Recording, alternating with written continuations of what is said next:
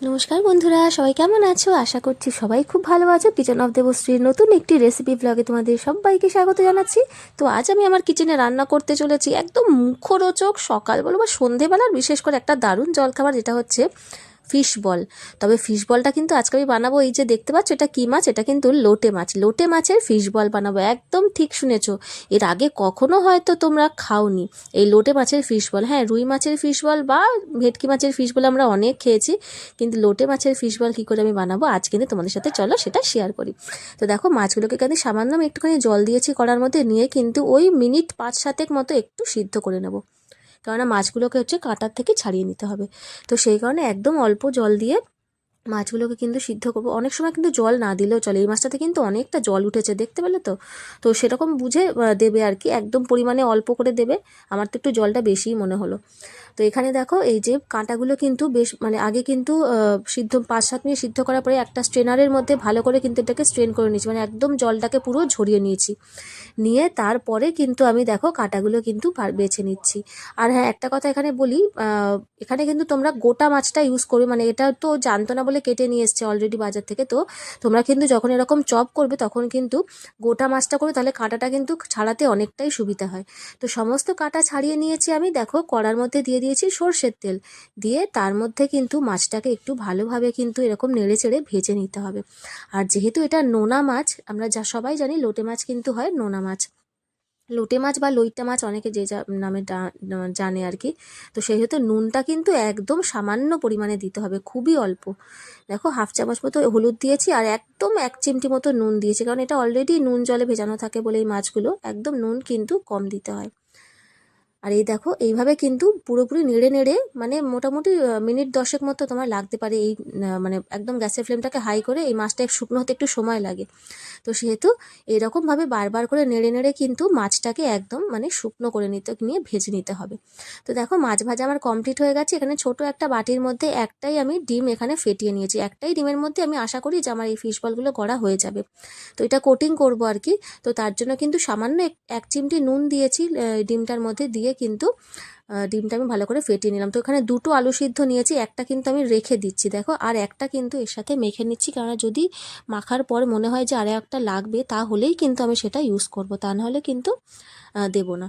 আগে আমি একটা আলু সিদ্ধ দিয়ে এটাকে মেখে দেখবো, কারণ আলু সিদ্ধটা দিয়ে আমরা বাইন্ডিংয়ের জন্য। হ্যাঁ, তোমরা অনেকে চাইলে এর মধ্যে বিস্কুটের গুঁড়ো বা হচ্ছে বেসন ইউজ করতে পারো, তবে আলুটা দিলে আমার মনে হয় সব থেকে বেশি টেস্ট হবে।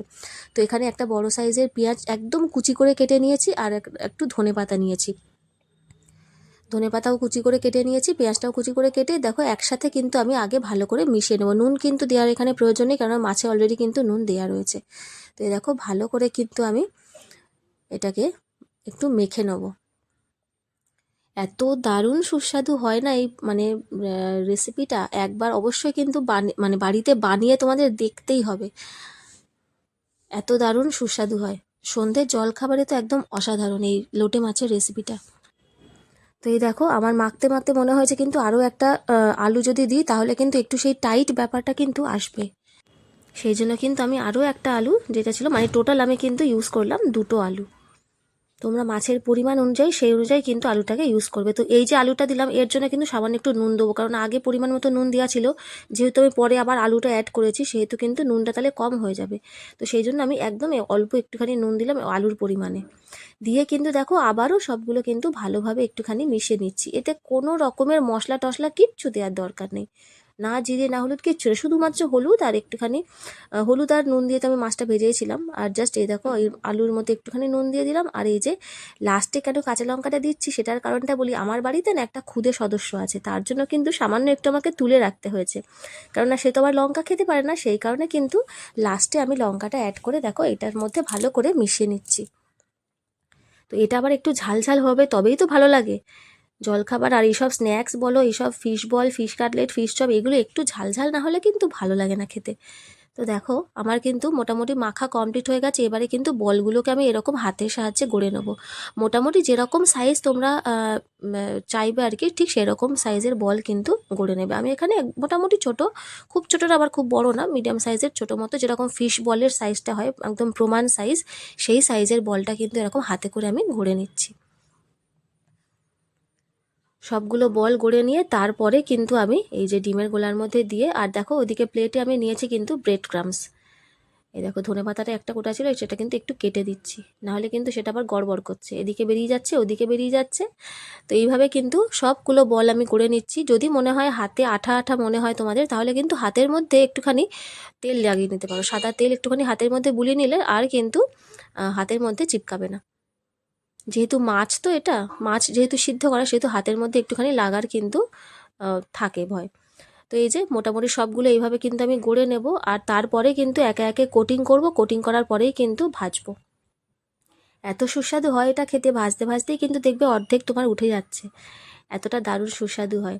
লোটে মাছের প্রচুর রেসিপি আমরা খেয়েছি, লোটে মাছের ঝাল, লোটে মাছের পাতুরি, তারপরে লোটে মাছের হচ্ছে চপ, অনেক কিছুই খেয়েছি। আমার চ্যানেলে কিন্তু অলরেডি লোটে মাছের দুটো মানে রেসিপি কিন্তু দুটো তিনটে রেসিপি কিন্তু আমার, তিনটে আমার মনে হচ্ছে রেসিপি আপলোড করা আছে, যে লোটে মাছ দিয়ে কত রকমের রেসিপি বানানো যায়, এবং আরও অনেক রেসিপি আসবে এই লোটে মাছের। তো তোমরা অবশ্যই চ্যানেলটাতে আমার চ্যানেলটাকে সাবস্ক্রাইব করে আমার পাশে থেকো, এরকম নিত্য নতুন অনেক অনেক ভিডিও দেখার জন্য। আর যারা যারা অলরেডি আমার সাথে আছো তাদের সবাইকে তো অনেক অনেক ভালোবাসা আর অনেক ধন্যবাদ। তো দেখো আমি ডিমের মধ্যে কিন্তু বলগুলোকে একটুখানি বুলিয়ে নিলাম, নিয়ে কিন্তু দেখো ব্রেড ক্রামসের মধ্যে কিন্তু এই দেখো, এটা কিন্তু আমার একদম দারুণ এই ব্রেড ক্রামসটা। এটা কিন্তু সেই যে পাতি যে বাজারে কিনতে পাওয়া যায় বিস্কুটের গুঁড়ো, সেটা কিন্তু না, এটা কিন্তু একদম মানে পারফেক্ট ব্রেড ক্রামস, যেটা পাউরুটির গুঁড়ো সেটাই কিন্তু এটা। এটা কিন্তু বাড়িতেও আমরা বানিয়ে নিতে পারি, তবে আমার কিন্তু এটা কেনা। এইভাবে কিন্তু দেখো গড়ে নিচ্ছি, আর এই যে ব্রেড ক্রামসটা দিলাম না, বাইরেটা এতটা মুচমুচে হবে না, মানে চিন্তা করা যায় না, এতটা সুন্দর মুচমুচে হবে বাইরের কোটিংটা, মানে খেলেই তোমার মুখে একটা দারুণ সুন্দর একটা ক্রাঞ্চি ভাব আসবে। সবগুলো কিন্তু এভাবে আমি গড়ে নেব। তো কয়েকটা আগে ডিমের গোলায় দিয়ে তুলে নিলাম, কেননা একবার করে ডিমের গোলায় দিয়ে আবার কোট করতে কিন্তু অসুবিধা হয়, সেই কারণে কিন্তু কয়েকটা একেবারে ডিমের মধ্যে দিয়ে তারপরে হাতটা পরিষ্কার করে এরকম হচ্ছে ব্রেড ক্রামসের মধ্যে কিন্তু সবগুলোকে বুলিয়ে বুলিয়ে কিন্তু আমি রেখে দেবো। তো এই যে গড়া প্রায় আমার কিন্তু দেখো সমস্তগুলো কমপ্লিট হয়ে গেছে, সবগুলো বল কিন্তু আমি দেখো গড়ে নিয়েছি ঠিক এইভাবে, আর এটাই দেখতে কত সুন্দর লাগছে না একদম।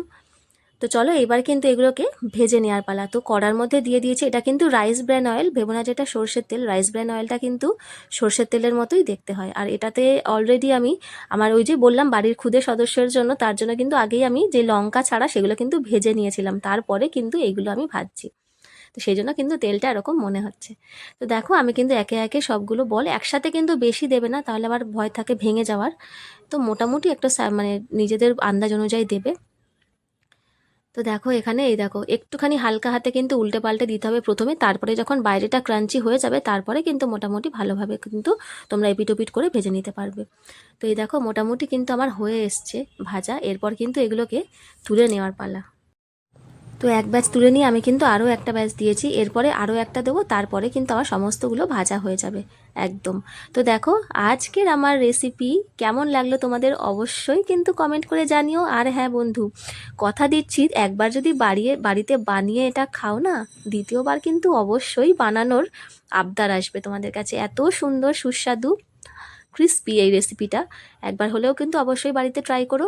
তো আজকের আমার ফিশ বল, লোটে মাছের ফিশ বল রেসিপিটা একদমই রেডি হয়ে গেছে। যারা যারা নতুন বন্ধুরা আছো আমার পরিবারের সবাইকে অনুরোধ করব আমার চ্যানেলটাকে সাবস্ক্রাইব করে পাশে থাকার জন্য। আর যারা এতক্ষণ ধরে ভিডিওতে আমার সাথে ছিলে তাদের সবাইকে অনেক অনেক ভালোবাসা, অনেক ধন্যবাদ ভিডিওটা এতক্ষণ আমার সাথে থাকার জন্য আর ভিডিওটা ফুল ওয়াচ করার জন্য।